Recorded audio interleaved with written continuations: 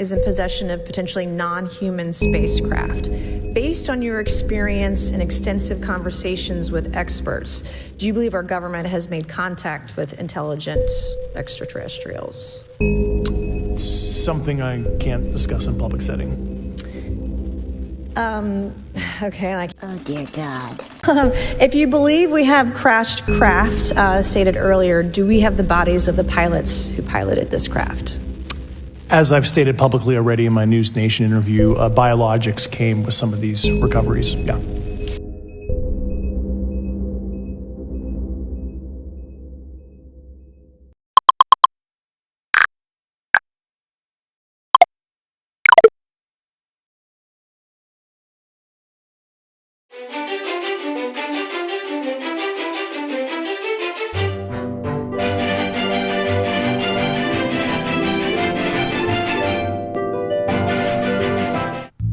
Okay, Caesar.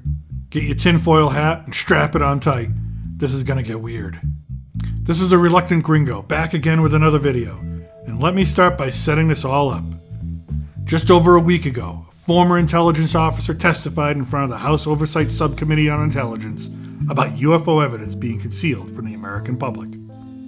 This should have been the lead story in every news cycle that day and beyond, except it wasn't. Unfortunately, conservative media is too concerned with getting us to hate President Biden, and the liberal media is too concerned with getting us to hate President Trump. So I guess it's up to people like me to help sort this shit out. So here's our first problem. One of the most untrustworthy institutions in history, and I'm talking about Congress, is holding hearings about one of the murkiest and most secretive subjects in the culture today, UFOs. In short, a group of professional liars are trying to get to the truth about a classified subject matter being concealed by the most untrustworthy institution in the history of mankind, the military-industrial complex. Needless to say, no matter how you slice it, the American public is good and fucked. Dude, we're totally fucked now! Ever since I was a little kid, stories about UFOs and alien visitors have been featured in books, on TV, and in movies. And not much has changed except to say interest in extraterrestrial activities has only intensified as much as trust in the government has eroded. Some of you have converted into hardcore believers, claiming that the aliens are here, and that there is a vast conspiracy perpetrated by a one-world shadow government to keep the truth hidden away. Some of us refuse to believe in what we have not seen ourselves, and by that I mean with our very own eyes. And sure, there are plenty of YouTube channels out there with authentic footage of UFOs or UAPs or whatever the fuck we're calling them now, but you cannot just take these for granted. A lot of this footage is fake. I mean, I just saw a movie where they made an 80-year-old Harrison Ford look 35. I don't think photoshopping a grainy silver tube into the background of a digitally scanned Polaroid would be very difficult. But then again, I'm married to a woman who swears on her life that she's actually seen a UFO while in the company of her family. They all claim to have seen it, and I tend to believe everything my wife has to say. After all, why would she make this up? To impress me? I'm already married to her. What would she have to gain? So I find myself as a member of the third group in the UFO-UAP debate. People like me just don't know what to believe. We have questions, lots of questions. And we are skeptical, not just about the idea of alien contact, but of the terrestrial groups involved. Anything that has anything to do with either the US government or their pals in the defense and aerospace industry is usually steeped in corruption, bribery, kickbacks, secrets, compartmentalization, greed, power, and outright disregard for the well-being of the average citizen, either American or not. And I guess that's what's most admirable about the military-industrial complex or the U.S. government. They'll fuck over anyone. They don't discriminate in that regard. Where's my money? Where's my money? The way I see it, there are three plausible and equally frightening scenarios to consider when talking about UFOs. 1. Aliens are here, they've been here, and the government and defense industry have been concealing their presence for nefarious purposes. 2. Aliens are here, they've been here, and human civilization is completely impotent to do anything about it or protect us from harm. And 3, the Earth has never been visited by aliens in any way. and the super advanced technologies being seen in military footage is actually a classified division of the government developing new and terrifying weapons, and for what purpose and why? For the same reason any government develops weapons and prepares for war, to control the population.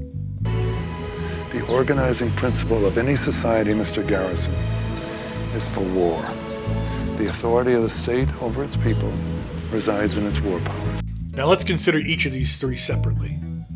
Scenario 1. This means that the aliens are here, they are real, their technology is real, and the government, or at least part of the government, is working with them to advance technology for purposes of defense and are concealing the alien presence out of greed. After all, imagine being a company that can slowly roll out technology after technology to the consumer public. Imagine how much money they would make and how much influence they would have. Now imagine that same super advanced alien technology being adopted to our military in terms of energy-based weapons, gravity-defying vehicles that can reach ridiculous speeds, or artificial intelligence-based biological interference devices.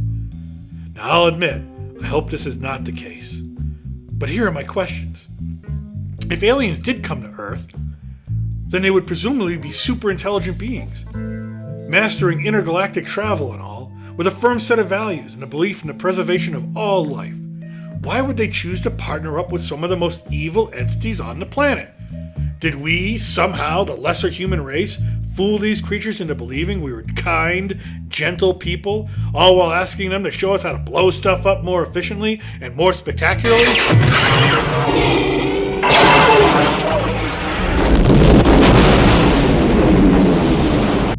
Or, if the aliens thought that the military and defense industry were kindred spirits, perfect to form an interspecies alliance with, maybe that means the aliens are just a bunch of warmongering assholes themselves? And if humans found out about aliens because we stumbled upon some crashed alien vehicles and some dead alien bodies, doesn't that seem to indicate that these aliens are not as smart as we think they are? I mean, we accept that they are from a distant planet in space, that they evolved to the point where their intelligence can comprehend the type of math and astrophysics necessary to navigate the universe, build the highly advanced vehicles needed to take such a journey, came to Earth from millions of light years away. But for some odd reason, they couldn't negotiate the high-tension power lines of the New Mexico desert. I'm beginning to think these aliens might not be the geniuses we think they are. Scenario 2. They are here, and we are helpless. And for some reason, this seems more plausible. I even find it easy to believe all those alien abduction stories people tell about being kidnapped against their will, being brought up on an alien spacecraft only to be examined, poked, prodded, and sometimes have devices implanted into their bodies. I can believe this because it makes me think that aliens may be more like us humans after all. Just yesterday, I watched a documentary where 6 grown men jumped into the Amazon River to grab a hold of an 18-foot female python who was just minding her own business and chilling in the shallows. These 6 men struggled to drag this poor creature ashore just so they could stretch it out, measure it, poke it a couple times, and shove a tracking device down its throat, all in the name of science. So if aliens are superior to us in so many ways, this just may be all we are to them, the equivalent of a wild animal that they want to study and understand, and they don't really care how it affects us or our environment. In that context, if aliens are visiting Earth, there's probably zero chance they'd want anything to do with us on a personal level. Just imagine you are an alien visitor, hovering above this beautiful blue ball of a planet. You zoom in on the ground, attempting to observe the habits of the planet's apex predator. You check out a spot called Ukraine. Yikes! You try a little south to Syria. Not much better there. How about France? On fire. Across a polluted ocean in North America. Oh dear God. One last chance across an even more polluted ocean to China. Fuck this. If you were an alien, you'd throw that UAP or UFO into reverse and blast out of the atmosphere faster than me leaving a public restroom after enchilada night in Juarez. No! In a way, this is the most comforting option of the three. Our own behaviors and penchant for violence and apathy is enough to keep the aliens at a safe distance. Scenario 3. This rivals Scenario 1 for the most disturbing option. There are no aliens. Instead, the military and elements of the government are behind it all.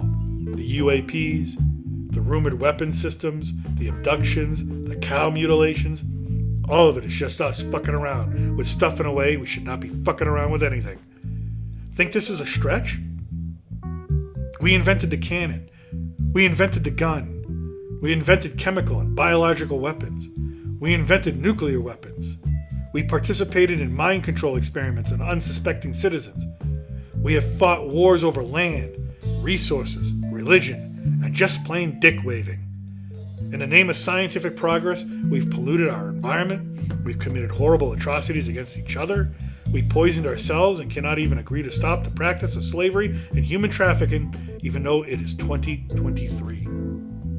Is the idea that a group of greedy, power-hungry people are capable of perpetrating this kind of betrayal against humanity really that far out of logical reasoning?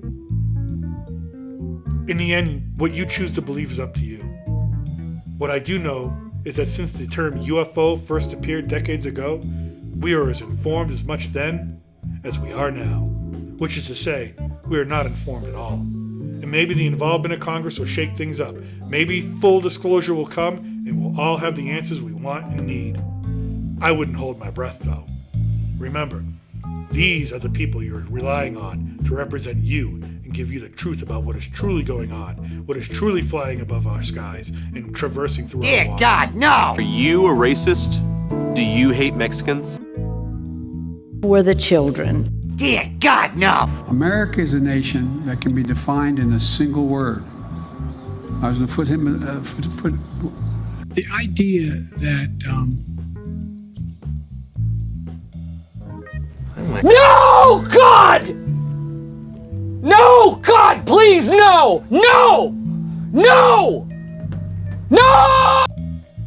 If you really want to be a part of the solution, if you really want answers, the best thing you can do is 1. Vote.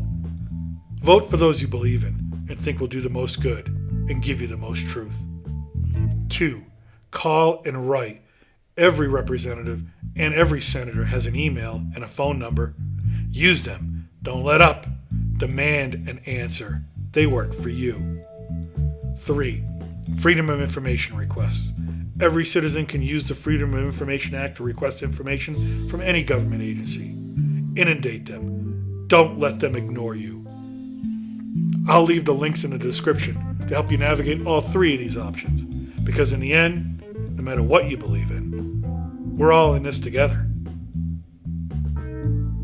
Thank you for listening. If you enjoyed the video, please leave a comment, like and subscribe, and turn on the bell to be notified when I post my next video. Until then, for Caesar and for me, from south of the border, salut and away.